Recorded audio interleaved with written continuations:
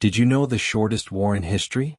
On the morning of August 27, 1896, the world witnessed what would become the shortest war in recorded history, lasting only 38 minutes.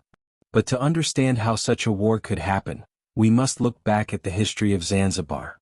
Zanzibar, an island off the coast of East Africa, was wealthy and strategically important. It was famous for its spice trade, ivory, and position on the Indian Ocean trading routes.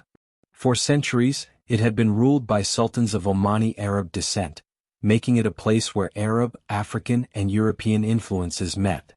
By the late 1800s, European powers were fighting for control of Africa. This period became known as the Scramble for Africa. Britain, with its powerful navy, wanted control of Zanzibar because of its location along the sea routes to India.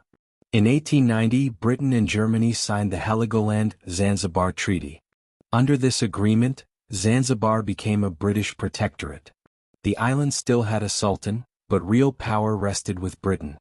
On August 25, 1896, Sultan Hamad bin Thawani, who had maintained good relations with Britain, suddenly died inside his palace.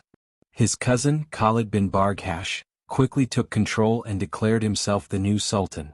Rumors spread that Hamad had been poisoned so Khalid could seize power.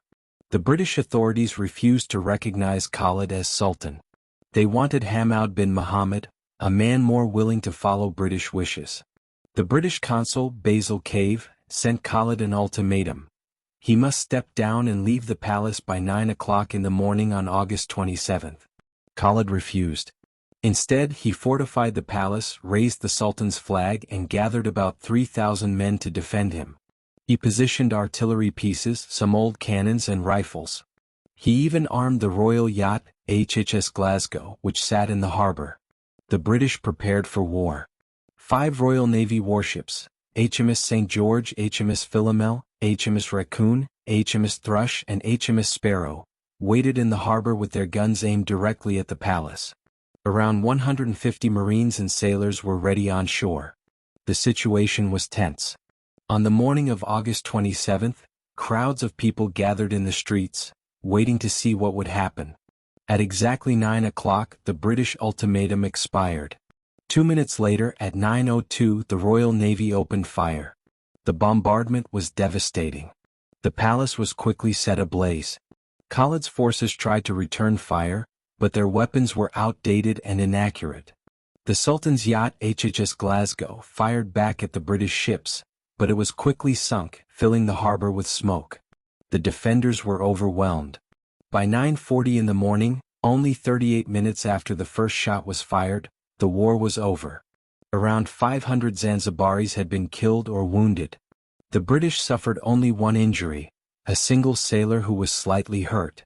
Khalid escaped through a back exit and found refuge at the German consulate, where he was granted asylum. Later, he fled to German-controlled East Africa. Meanwhile, the British installed Hamad bin Muhammad as the new sultan, just as they had planned. Hamad ruled as a British puppet and carried out British policies, including the abolition of the slave trade. The war showed the vast difference in power between European empires and local rulers at the time. Zanzibar's defenses stood no chance against the might of the British Navy. The palace, never built to withstand such bombardment, crumbled in less than an hour. Though it was short, the war had lasting effects. It marked the end of Zanzibar's independence in any meaningful sense. From that day forward, the Sultan remained as a figurehead, but true power rested with the British. The Anglo-Zanzibar War is remembered today as the shortest war in history. It lasted only 38 minutes, but it was part of a much larger story: the rise of European colonial power and the loss of independence for many nations in Africa.